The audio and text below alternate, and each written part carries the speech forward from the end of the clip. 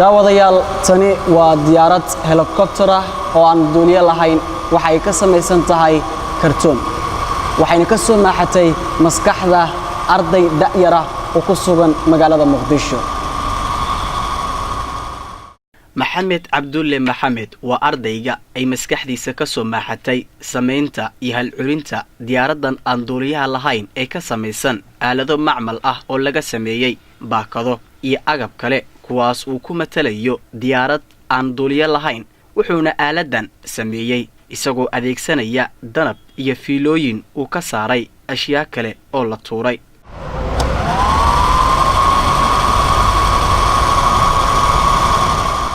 waa macquul daawade in ay la yaab kugu noqoto diyaarad laga sameeyay baakado iyo ashyaa kale in ay duusho balse hal curinta ayaa qayb ka ah kala duwanaanshaha aadanaha uu Ilaahay u sameeyay.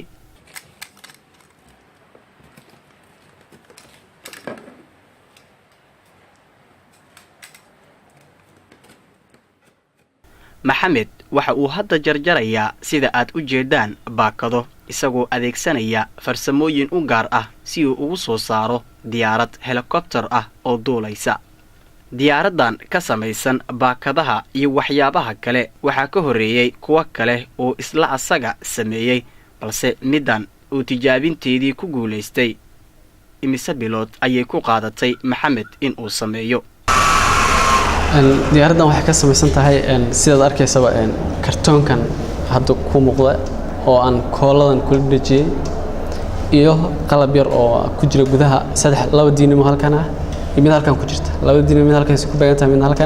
midna halkan ku jirta waa tan halkan kaaga muuqato oo marawaxadan gadaal ay ku shaqeysaa marka waa saddex diinimo iyo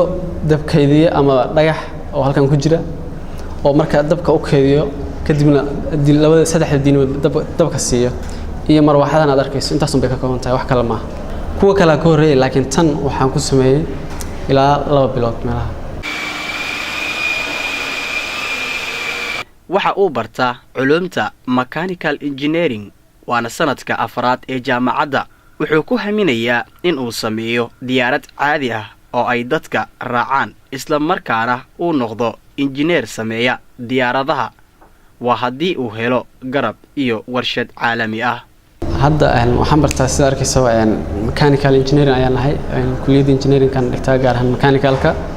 mustaqbalkayna waxaan rabaa insha Allah inaan barto engineer diyaaradaha sameeyo inaan noqdo oo aan xirfadeydan sii hormariyo insha Allah haddii Alle waan engineer diyaaradaha sameeyo caalami ah noqdo insha Allah waxaan haminayaa haddii Alle inaan sameeyo mid tan ka sii horumarsan oo diyaarad caalami ah oo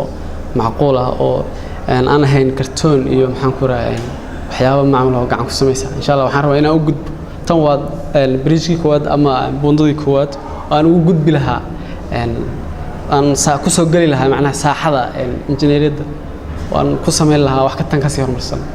way suur galaysaa haddii aan helo way taas warshado caalami ah oo wax ku sameeyo iyo aqoon oo macnaha aqoontii si balaarato hadda waxaan ahay semesterka afraad ee jaamacadda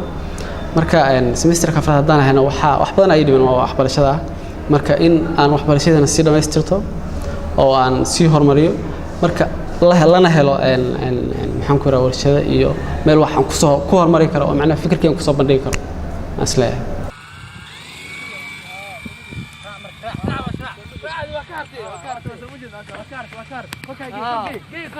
maxamed ibraahim bulbul raadiyaha iyo telefishinka SBC Muqdisho.